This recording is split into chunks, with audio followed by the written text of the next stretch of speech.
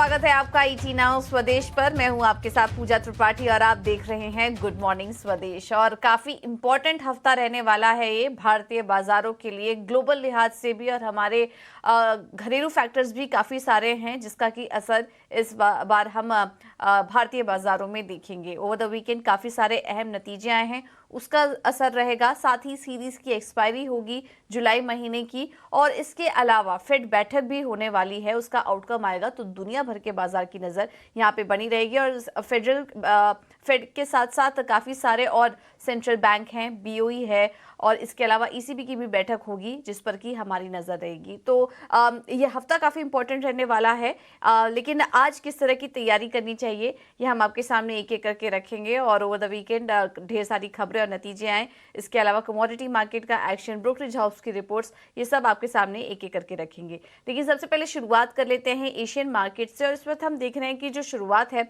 वो काफी मिलीजुली देखने को मिल रही है। जापान में महंगाई के आंकड़े आए, कोर महंगाई के आंकड़े आए जो कि 3.3% के पास थे, और अनुमान के मुताबिक ही थे वैसे आंकड़े। लेकिन उसके बाद हमने देखा कि इस वक्त जो शुरुआत है एशियन मार्केट्स की वो कुछ मिलीजुली यहाँ पर देखने को मिल रही है। गिफ्ट निफ्टी अगर देखेंगे तो करीब 32 अंक नीचे इस वक्त कारोबार कर रहा है। हांगकांग के बाजार अब नीचे आ चुके हैं और यहाँ पर करीब 1.25 अंकों की गिरावट देखने को मिल रही है। 200 अंकों से ज़्यादा की गिरावट है इस वक्त हांगकांग के बाजार में। चीन के बाजार भी लाल निशान में अब आ चुके हैं। कोरिया और जापान के बाजार को छोड़ दें जो कि हल्के हरे निशान में कारोबार कर रहे हैं, बाकी सभी इंडाइसेस इस वक्त लाल निशान में है, और गिफ्ट निफ्टी में भी इस वक्त हल्की कमजोरी देखने को मिल रही है। बाकी ग्लोबल सेंटिमेंट्स पर अगर नजर डालेंगे तो इस वक्त हम देख रहे हैं कि अमेरिकी बाजारों में काफी सपाट ट्रेड हुआ, और इस हफ्ते फेड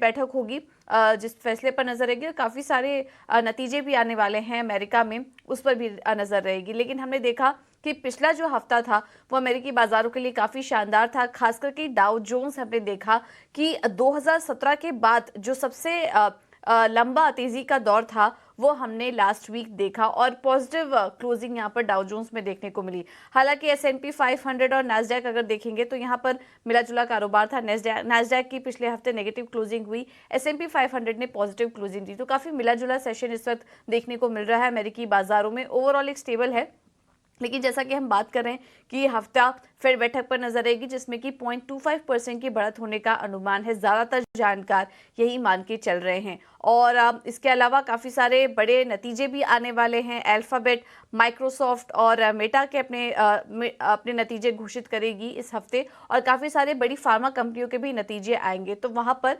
इन तमाम इवेंट्स का असर देखने को मिलेगा। यूरोप के बाजार भी हमने देखा, वहां पर भी मिला जुला सेशन देखने को मिल रहा है। चुनाव का माहौल भी है और इस बीच उधर भी नतीजे आ रहे हैं जिसका की असर हम यूरोपियन मार्केट्स में देख रहे हैं। अन्य संकेतों पर नजर डालें तो फिलहाल फेड बैठक के पहले बॉन्ड यील्ड्स 3.8% के पास स्थिर है।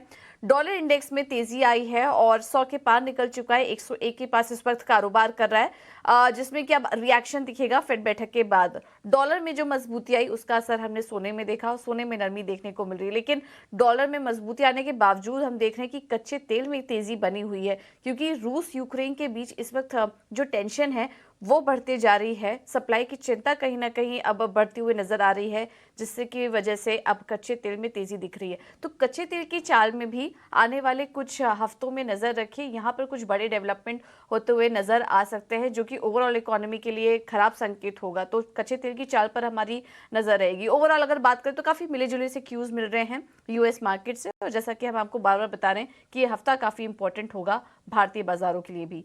अब आगे बढ़ते हैं और एक बार एफआईआईज और डीआईएस का डेटा देख लेते हैं, उसके बाद हम समझेंगे कि एफएनओ सेटअप क्या कह रहा है आज का। तो कैश मार्केट में हमने देखा एफआईआईज ने 1998 करोड़ की बिकवाली की है। कैश मार्केट में डीआईआईज 1290 करोड़ की खरीदारी करके गए। इंडेक्स फ्यूचर में अगर देखेंगे तो 1414 करोड़ के बिकवाली का आंकड़ा है, और इंडेक्स ऑप्शन में करीब करीब 14,000 करोड़ की खरीदारी का आंकड़ा इस वक्त नजर आ रहा है। शुक्रवार के सेशन में हमने देखा कि भारतीय बाजारों में एक मुनाफा वसूली का सेशन भी हावी था। अब आगे का ट्रेंड कैसे रह सकता है और इस हफ्ते कौन से लेवल्स इंपॉर्टेंट होंगे ये भी एक बार समझ लेते हैं। हमारे साथ डिम्पी कालरा जुड़ चुके हैं फोन लाइन पर। डिम्पी, गुड मॉर्निंग, बताइए आज के लिए एफएनओ डेटा क्या कह रहा है?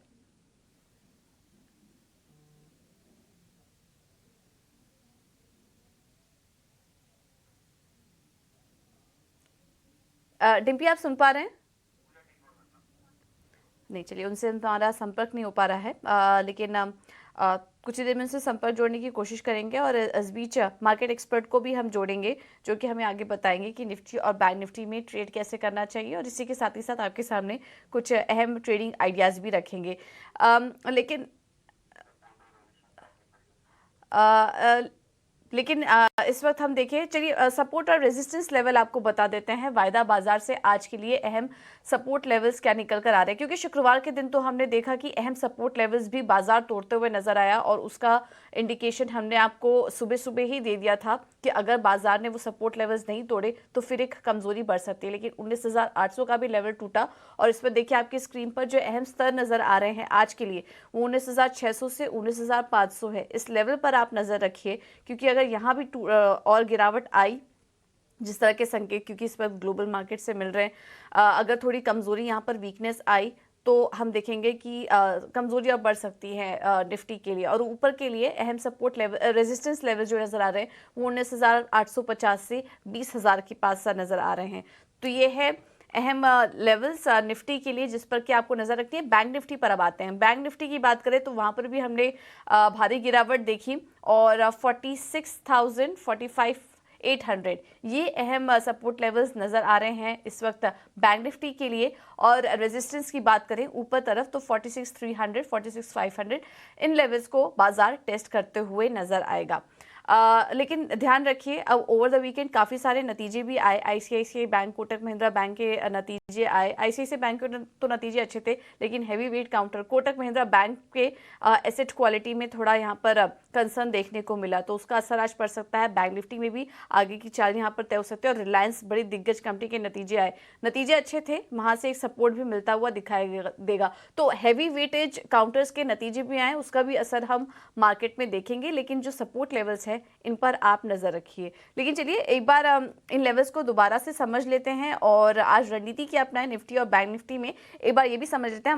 हमारे साथ तनीषा अकेडमी के नीतिलेश पावस्कर जुड़ चुके हैं। नीतिलेश, थैंक यू सो मच समय देने के लिए। कैसे करें आज निफ्टी या बैंक निफ्टी में ट्रेड? शुक्रवार को भारी मुनाफा वसूली हमने देखी, लेकिन चलिए आज नीतिलेश से भी संपर्क नहीं हो पा रहा है, थोड़ा लाइन में दिक्कतें हैं, टेक्निकल दिक्कतें दिखाई दे रही हैं। बट ये कुछ लेवल्स हैं जिन पर आप नज़र रखिए। आगे हम मार्केट एक्सपर्ट्स को जोड़ने की कोशिश करेंगे और उनसे समझेंगे कि बाजार में रणनीति क्या अपनाएं। लेकिन इस बीच कौन कौन से अहम नतीजे हैं जिसका कि असर पड़ सकता है आज बाजार पर, एक बार ये भी समझ लेते हैं। और हमारे साथ शरद जुड़ चुके हैं। शरद, गुड मॉर्निंग। सबसे पहले तो रिजल्ट्स के बारे में बात कीजिए, कौन कौन से अहम रिजल्ट्स आए बाजार बंद होने के बाद शुक्रवार को? जी बिल्कुल, गुड मॉर्निंग पूजा। तो ओवरऑल देखें तो रिलायंस के नतीजे जो है largely inline set of numbers देखने मिले हैं। और रिलायंस जियो की बात करें तो यहाँ पे भी almost inline set of numbers आए हैं। एआरपीओ का आंकड़ा ऑलमोस्ट 180 रुपीज़ 50 पैसे रहा है। कोटक बैंक की बात करें तो overall good set of numbers आए हैं। हालांकि थोड़ी सी जो है आप कह सकते हैं एसेट क्वालिटी जो है वो थोड़ी बिलो एस्टिमेट ज़रूर आए हैं। ओवरऑल जो कमेंट्री आई है वहाँ पे जो वो कह रहे हैं कि जो लीडरशिप ट्रांजिशन है वो अभी चल रही है, और उसकी ज़्यादा डिटेल्स जो है जो बाज़ार को जानना है वो थोड़े देर में जो है टाइम में जो है मैनेजमेंट बताएंगे। और उसके अलावा जो है आईसीआईसीआई बैंक के largely inline set of numbers आए हैं, और एसेट क्वालिटी भी यहाँ पे जो है इनलाइन रही है। ये तो बड़े दिग्गज निफ्टी के हैवी वेट अर्निंग्स थे। इसके अलावा पेटीएम के largely inline set of numbers आए हैं, और देखा जाए तो कंट्रीब्यूशन जो है वो भी जो है मार्जिन्स पे इनलाइन देखने मिले। हालांकि लॉस जो है वो बढ़ा है, ऑलमोस्ट 357 करोड़ का लॉस आया है, अनुमान से जो है ज़्यादा आया है। डीएलएफ की बात करें तो largely inline set of numbers आए हैं।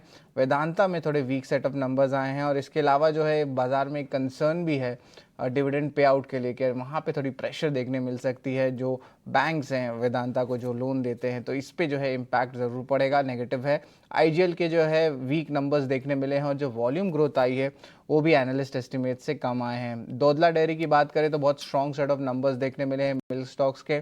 और ओवरऑल हमने पहले ईटीनॉ स्वदेश में कहा था कि जो मिल्क प्राइसेस है उसमें बढ़त देखने मिल सकती है। टीटागढ़ वैगन्स के बहुत स्ट्रॉन्ग सेट ऑफ नंबर्स आए हैं, रेवेन्यू डबल हो गया है।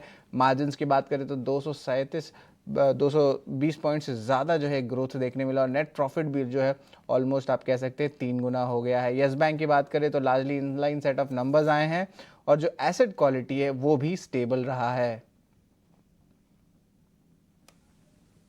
बहुत ढेर सारे नतीजे आए हैं और अहम नतीजे आए हैं जिनका कि असर आज आप मार्केट पे देखेंगे। तो ये कुछ रिजल्ट्स बताए। शरद, आप बने रहिए हमारे साथ, आपसे खबरों वाले शेयर्स भी समझेंगे, लेकिन एक बार रिलायंस के नतीजों को और डिटेल में समझ लेते हैं। इनके जो जियो कारोबार है वहां पर कैसा प्रदर्शन देखने को मिला और ओटूसी कारोबार में किस तरह का प्रदर्शन आया, ये एक बार समझ लेते हैं। हमारे साथ सौमित जुड़ चुके हैं पूरी डिटेल्स के साथ। सौमित, बताइए।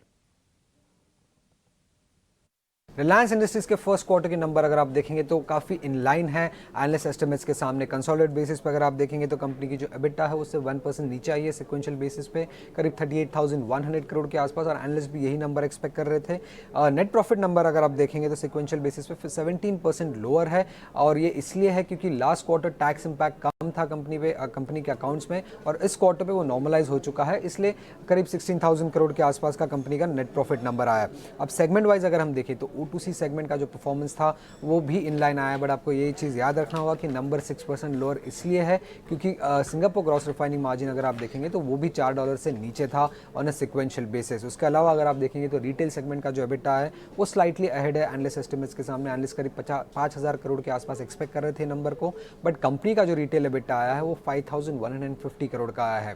गैस एक्सप्लोरेशन बिजनेस की अगर हम बात करें तो वहाँ का जो एबिटा है वो अराउंड 6% ग्रो किया है ऑन अ सिक्वेंशियल बेसिस, और ये इसलिए हुआ है क्योंकि वॉल्यूम्स फर्स्ट क्वार्टर में ज़्यादा थे। अब उसके अलावा अगर हम टेलीकॉम बिजनेस की बात करें तो रिलायंस जियो के नंबर्स भी काफ़ी इनलाइन आए हैं स्ट्रीट एस्टिमेट्स के सामने। 24,000 करोड़ का रेवेन्यू आया है, आरपू नंबर जो है वो 180.5 का आया है, और सब्सक्राइबर बेस करीब 44.9 करोड़ का रहा है फर्स्ट क्वार्टर के एंड पे। अब याद रखिएगा ये 5th कंसेक्यूटिव क्वार्टर है जहाँ पे कंपनी की सब्सक्राइबर बेस ग्रो की है, और सब्सक्राइबर बेस ग्रो करने के कारण ही अगर आप देखेंगे तो कंपनी की फाइनेंशियल्स ग्रो करे, क्योंकि कंपनी ने कोई भी टैरिफ हाइक नहीं लिया है, और जितने भी हमें आरपू में ग्रोथ देखने मिल रहे हैं वो पूरा ऑर्गेनिक बेसिस पे है, और सब्सक्राइबर बेस ग्रो करने के कारण कंपनी का ओवरऑल रेवेन्यू भी ग्रो कर रहा है। अगर हम सम अप करें कंपनी के सारे सेगमेंट्स को तो O2C सेगमेंट और टेलीकॉम सेगमेंट का रेवेन्यू और फाइनेंशियल्स इन लाइन है एनालिस्ट एस्टिमेट्स के सामने, और रिटेल और गैस एक्सप्लोरेशन बिजनेस की अगर हम बात करें तो नंबर स्लाइटली अहेड है एनालिस्ट एक्सपेक्टेशंस के सामने।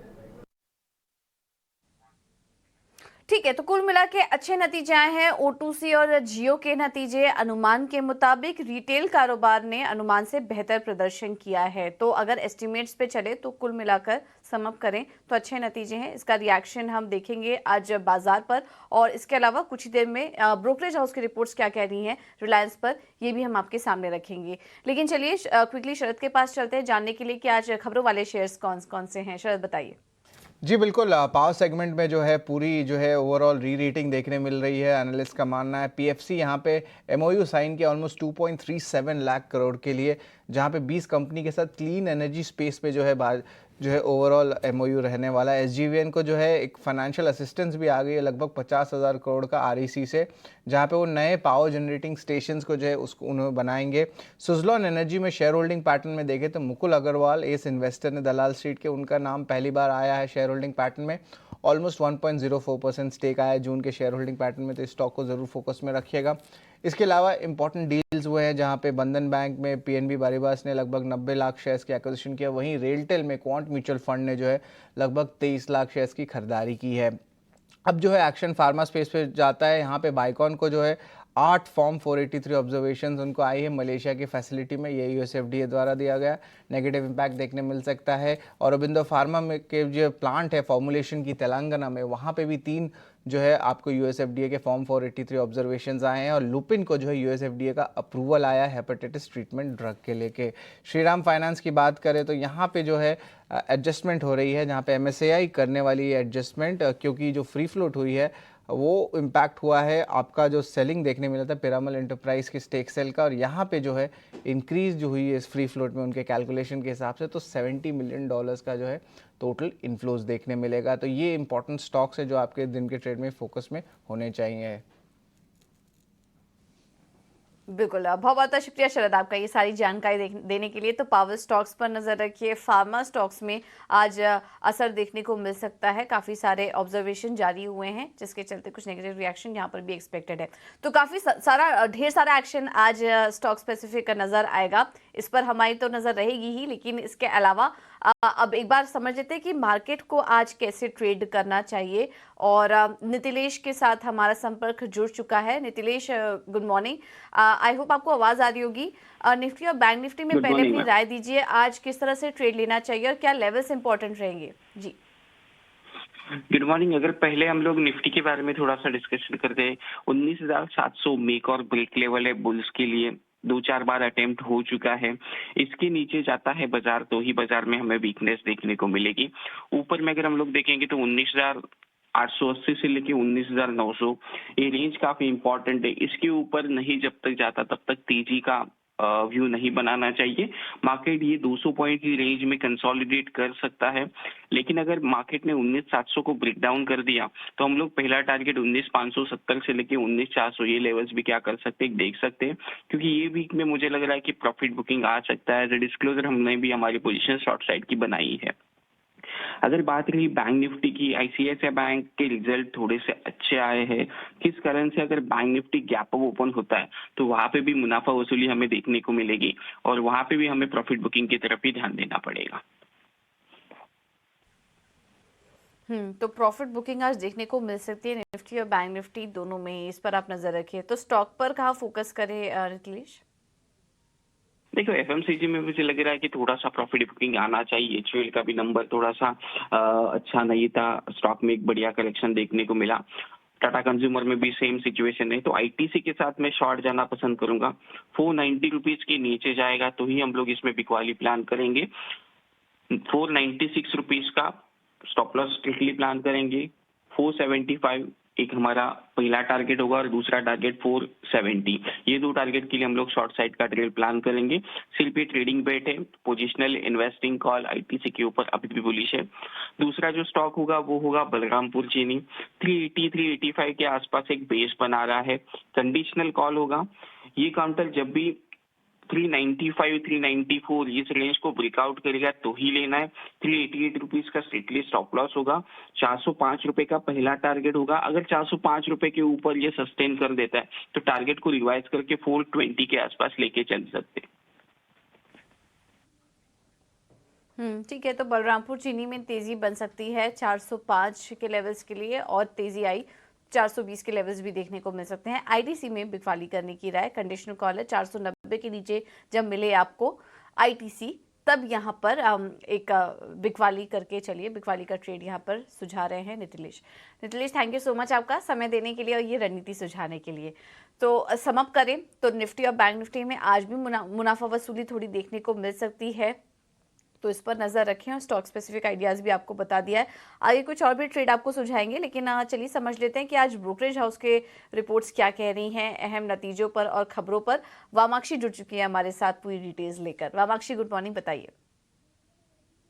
जी बिल्कुल, शुरुआत करते हैं हम रिलायंस इंडस्ट्रीज़ के साथ। हम देख रहे हैं कि गोल्डमैन सैक्स की तरफ से रिपोर्ट आ रही है और ये हाईलाइट कर रहे हैं कि काफ़ी मजबूत ग्रोसरी ग्रोथ नज़र आई है और रिटेल ईबिटा मार्जिन भी 5th कंसेक्टिव क्वार्टर में यहाँ पर सुधार नज़र आया है। जियो में भी सब्सक्राइबर ग्रोथ अच्छी है। एनर्जी हालांकि यहाँ पर GRMs में शार्प पुलबैक के बावजूद सिर्फ 4% तक घटा है। तो ऑल इन ऑल अगर हम देखें, गोल्डमैन सैक्स की तरफ से खरीदारी की राय आ रही है, टारगेट प्राइस 2725 के साथ। इसके अलावा पेटीएम भी हमारे रेडार पर है। CLSA की तरफ से रिपोर्ट आ रही है और ये कह रहे हैं कि पेमेंट नेट टेक रेट ने पॉजिटिवली सरप्राइज किया है ये क्वार्टर में। लेंडिंग वो लोग स्केल अप कर रहे हैं मगर टिकट साइजेस भी राइज हो रही है। तो ओवरऑल CLSA की तरफ से खरीदारी की राय आ रही है। टारगेट प्राइस उन्होंने बढ़ाकर 1050 रुपीज़ प्रति शेयर पर कर दिया है। वेदांता भी हमारे रेडार पर है। इन्वेस्टेक का कहना है कि Q1 के ईबिटा अनुमान से कमज़ोर कंपनी ने रिपोर्ट किया है। डेट भी बढ़ रहा है और ओवरऑल VRL यानी कि वेदांता रिसोर्सेज लिमिटेड का कैश फ्लो मिसमैच के चलते शायद थोड़े से एसेट्स को डाइवेस्ट करने की नौबत आ सकती है और उसी के चलते इन्वेस्टेक ने अपनी बिकवाली की राय को बरकरार रखा, टारगेट प्राइस 180 के साथ। इसके अलावा ICICI बैंक हमारे रेडार पर। CLSA का कहना है कि काफ़ी मजबूत ग्रोथ और कॉमेंट्री नज़र आ रही है। इनफैक्ट कंपनी की सबसे हाईएस्ट अर्निंग सर्टेनिटी है अगले 3 साल में, और CLSA की टॉपिक है ये बैंकिंग स्पेस में, जिसके चलते खरीदारी की राय उन्होंने बरकरार रखी है और टारगेट प्राइस बढ़ाकर 1225 उन्होंने दिया है। कोटक महिंद्रा बैंक पर इन्वेस्टर का कहना है कि निम्स ये एलिवेटेड लेवल्स पर शायद रह सकते हैं, एसेट क्वालिटी भी बेस्ट इन क्लास है और इसी के चलते खरीदारी की राय उन्होंने दी है टारगेट प्राइस 2300 के साथ। अल्ट्राटेक सीमेंट पर हम देख रहे हैं काफ़ी सारे ब्रोकरेजेस आए हैं। लार्जली उनका कहना है कि पहले तिमाही के नतीजे अनुमान से कमज़ोर कंपनी ने रिपोर्ट किए हैं। कैपेसिटी एक्सपेंशन अभी भी जारी रहेगा, मगर सारे ही जो पॉजिटिव्स हैं वो ऑलरेडी फैक्टर्ड इन है, तो इसी के चलते CLSA ने अंडर परफॉर्म की राय दी है और इन्वेस्टर की तरफ से होल्ड की राय आ रही है। इसके अलावा अगर हम देखें JSW स्टील पर CLSA का कहना है कि Q1 का EBITDA अनुमान से मजबूत कंपनी ने रिपोर्ट किया है। प्रॉफिटेबिलिटी रेंज बाउंड रह सकती है और काफ़ी मजबूत ग्रोथ आउटलुक जो है वो ऑलरेडी प्राइस्ड इन है, जिसके चलते सेल की राय आ रही है। उन्होंने अपना टारगेट प्राइस हालांकि सिर्फ स्लाइटली बढ़ाया है, 695 रुपीज़ प्रति शेयर पर कर दिया है। थैंक यू वामाक्षी आपको ये सारी जानकारी देने के लिए। तो ये कुछ ब्रोकरेज हाउस की रिपोर्ट और स्पेशली रिलायंस पर पॉजिटिव रिपोर्ट्स आती हुई। चलिए अब आगे बढ़ते हैं, कमोडिटी मार्केट पर एक बार नजर डाल लेते हैं। हमारे साथ फोन लाइन पर रवि दियोरा जुड़ चुके हैं अपनी रणनीति शेयर करने के लिए। रवि गुड मॉर्निंग, बताइए आज कमोडिटी मार्केट में कैसे ट्रीट करें? Good morning. आज डेफिनेटली थोड़ा बहुत माहौल मिक्स रहेगा, पर्टिकुलर ये वीक में जो फेड की पॉलिसी है उसके पहले थोड़ा ग्लोबली मार्केट में फाइनेंशियल एसेट्स में वोलेटिलिटी देखने को मिलेगी। क्रूड में फंडामेंटल पॉजिटिव है, लास्ट वीक में काफी अच्छी रैली के बाद ये वीक भी अगेन एक्शन हो सकता है। क्रूड के ऑगस्ट कॉन्ट्रैक्ट में बाय करके चले 6250 के करीब, 6380 का टारगेट रहेगा, 6178 के स्टॉप लॉस के साथ आप ये बाइंग स्ट्रेटेजी बना सकते हैं। वहीं बेस मेटल्स में लगातार प्रेशर है, ना तो चाइना से कोई स्टिमुलस आ रहा है और उसके जो मैक्रो से लगातार वीक हो रहे हैं, तो मुझे लग रहा है कि बेस मेटल में सेलिंग प्रेशर बना रहेगा। जिंक के जुलाई कॉन्ट्रैक्ट में बेच के चले 214 के करीब, 209 का टारगेट रहेगा, 216.80 के स्टॉप लॉस के साथ आप ये ट्रेडिंग स्ट्रेटेजी ले सकते हैं। तो क्रूड में बाय, वहीं आज जिंक में सेल करके स्ट्रेटेजी बनाई जा सकती है। ओके, थैंक यू रवि आपका समय देने के लिए और रणनीति सुझाने के लिए। तो मिले जुले यहाँ पर व्यूज़ मिल सकते हैं कमोडिटी मार्केट में। जिंक में बिकवाली करने की राय, कच्चे तेल में आप खरीदारी कर सकते हैं और तेज़ी यहाँ पर देखने को मिल सकती है। तो नॉन एग्री कमोडिटी पर आप फोकस रखिए। अब आगे बढ़ते हैं और इक्विटी मार्केट में क्या ट्रेडिंग आइडियाज़ निकल कर आ रहे हैं करके आपके सामने ये भी रखेंगे। नीतीश से जब हमारी बात हो रही थी, उन्होंने ITC में बिकवाली और बलरामपुर चीनी में खरीदारी की सलाह दी थी। निर्मल वांग की तरफ से जो कॉल्स हमें मिल रही हैं उसमें पहला है त्रिवेणी टर्बाइन, खरीदारी करके चलिए, 320 का होगा लक्ष्य, स्टॉप लॉस सुझा रहे हैं 294 का। और टेक्समेको रेल में भी खरीदारी करने की राय आ रही है उनकी तरफ से, 88 का टारगेट, स्टॉप लॉस होगा 82 का।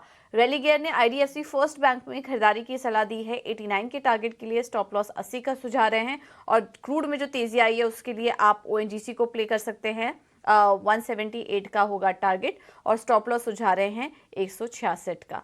तो ज़्यादातर कॉल्स में आज खरीदारी की राय है। एक ITC को छोड़ दें जहां पर के हल्के प्रॉफिट बुकिंग के लिए आप सेल कर सकते हैं, बाकी सभी में खरीदारी की ही रणनीति निकल कर आ रही है। चलिए इन सब पर हमारा फोकस रहेगा आगे भी और फिलहाल मुझे दीजिए इजाज़त।